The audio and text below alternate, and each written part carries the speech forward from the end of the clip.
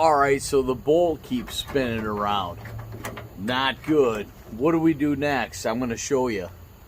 Take a Phillips screwdriver, remove this screw and that screw.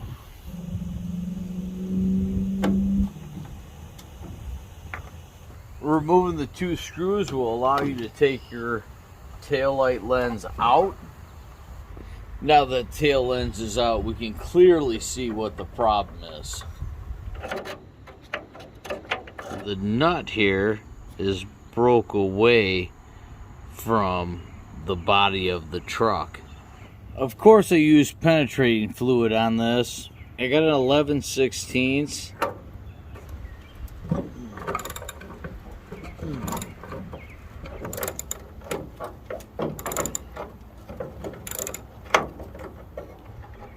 Got it. Look at there. So I wanted to discuss proper sizes on this. I use an 11/16. Now it's all going to depend on how rusty it is, but a 15 is really nice.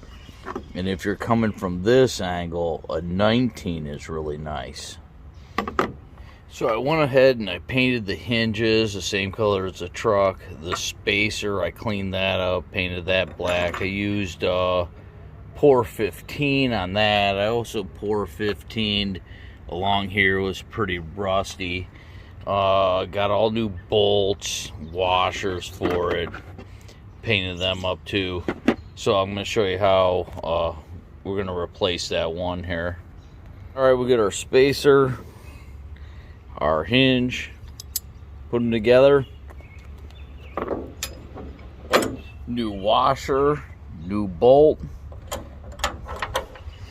lock washer. Put a lock washer on there so it can't back out. New nut.